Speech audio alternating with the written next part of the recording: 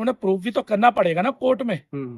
सिर्फ दावा ठोकने से क्या होता है, कोर्ट में जाएगा, केस जाएगा। मीडिया तो ने कोचिंग संस्थान बंद करा सकते हो, जो मैं शिक्षा देता हूँ उससे बंद नहीं करा सकते। अगर आप यहाँ नहीं करने दोगे मैं सड़कों पे पढ़ा लूंगा।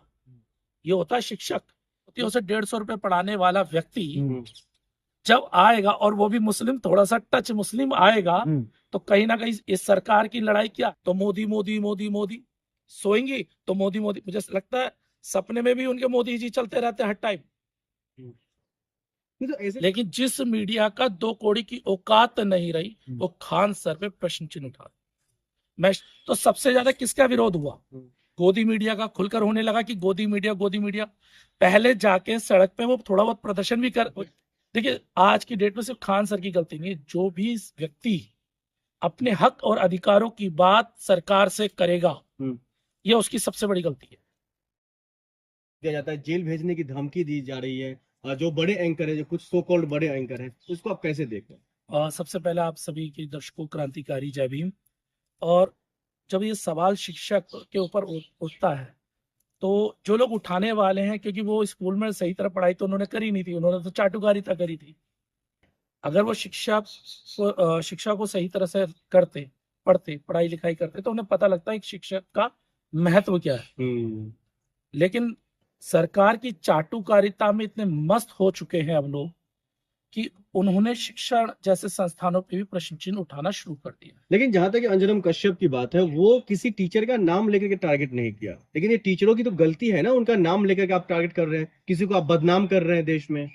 नहीं, उससे दुख होता भाई। देखिए मैं एक सामाजिक कार्यकर्ता रहा, तो अगर कोई सामाजिक कार्यकर्ताओं पे प्रश्न चिन्ह उठाएगा मुझे दुख होगा, सीधी सी बात है, क्योंकि हर व्यक्ति तो गलत नहीं होता ना। लेकिन जब ये सवाल आए तो सबसे ज्यादा टारगेट किन्हें किया गया, ये सवाल नहीं उठता क्या? खान सर पे सबसे ज्यादा टारगेट किया गया। और वो खान सर जिन्होंने अपने क्षेत्र में गरीब बच्चों को शिक्षा कम से कम रुपयों में या फ्री में शिक्षा दी, जहां पर सरकार की जिम्मेदारी बनती थी शिक्षा को पहुंचाना, जब वो नहीं पहुंचा पाए तो ये लोग आगे बढ़कर आए।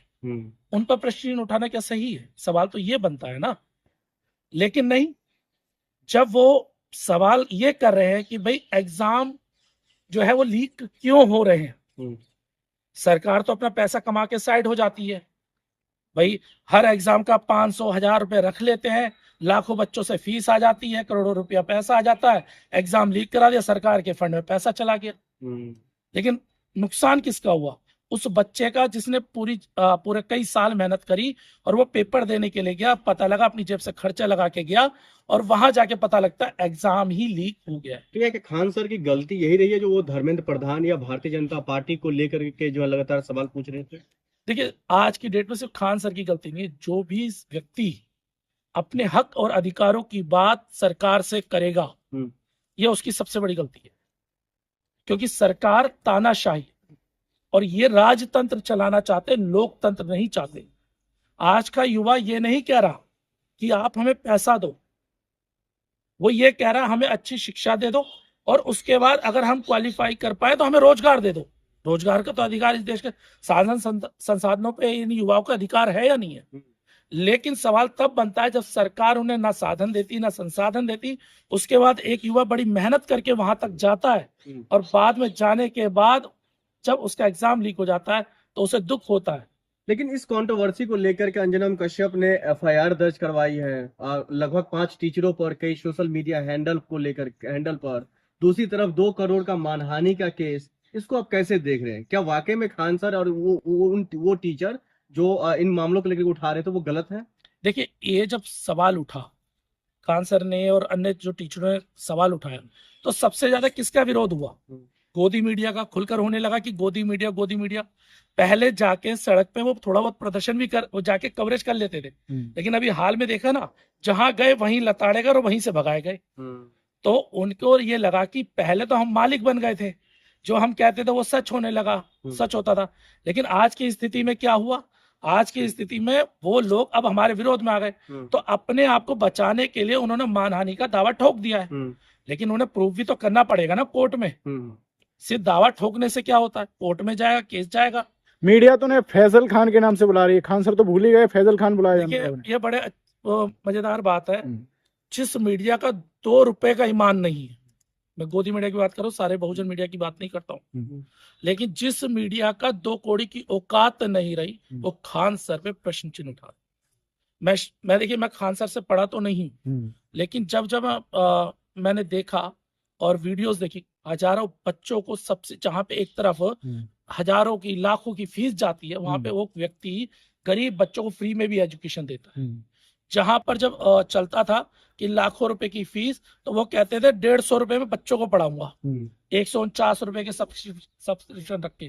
तो आप अंदाजा लगाइए, जिस एजुकेशन की लाखों की फीस होती है, उसे 150 रुपए पढ़ाने वाला व्यक्ति जब आएगा, और वो भी मुस्लिम, थोड़ा सा टच मुस्लिम आएगा, तो कहीं ना कहीं इस सरकार की लड़ाई क्या है? अरे वो ये भी कहा जा रहा है कि वो रहने वाले उत्तर प्रदेश के हैं, बिहार से रुपया कमा रहे हैं, बिहार के छात्रों से रुपया कमा रहे हैं। तो ये जो जितने सांसद बने पड़े हैं, विधायक बने पड़े हैं, ये मीडिया वाले जितने आए हुए, ये वहां से ना आए क्या? वो शहरों में क्यों? चले जाए अपने गाँव, वहीं खोल लें अपना चैनल। इनकी हैसियत नहीं है। ये जो अंजना ओम कश्यप, ये कहाँ से? ये भी तो खुद बिहार से ही है, कहीं और से थोड़ी आई है। देखिए, जब वो उस क्षेत्र में साधन संसाधन नहीं होंगे किसी क्षेत्र में, तो दूसरे राज्य में जाके अपने करेगा काम। लेकिन स्थिति ये कर दी गई है, अगर आप सरकार से सवाल उठाओगे तो आपको देशद्रोही गद्दार कहा जाएगा। अब तो उनके चाचा भी प्रश्न उठा रहे हैं, जो देवरिया के, वो कह रहे हैं तो ये तो फ्रॉड करता रहता है, इस तरीके के हमले उसने खुद ही करवाए होंगे। मेरे भाई देखिए, होता क्या है, जब कोई व्यक्ति हाई लेवल पर पहुंच जाता ना, तो हर बंदा उसके साथ अपना रिश्ता निकालता है और उसके घर में पहुंच जाता है।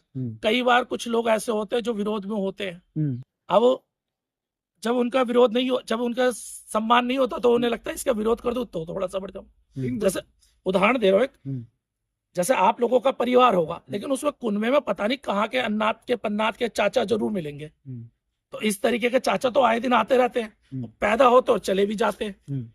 तो अगर ऐसा कोई विरोध करने वाला आ रहा है, तो उस पर ज्यादा सीरियस नहीं लेना चाहिए, मुझे नहीं लगता। लेकिन सर सवाल ये निकल कर गया, खान सर बार बार कह रहे हैं जो मेरा कोचिंग बंद करा जाएगा, मेरा जो है हॉस्पिटल जो मैं चला रहा वो बंद जो है होने की कगार पर आ गया है, मेरा यूनिवर्सिटी नहीं ओपन होगा।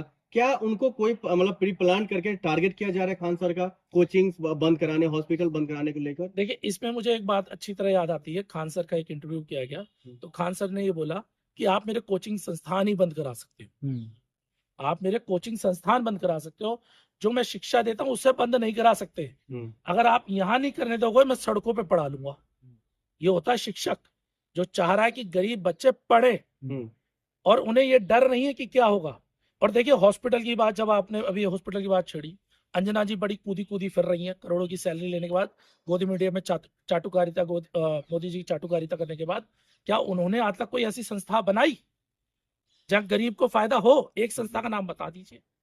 बस उठेंगी तो मोदी मोदी मोदी मोदी, सोएंगी तो मोदी मोदी। मुझे लगता है सपने में भी उनके मोदी जी चलते रहते हैं हर टाइम।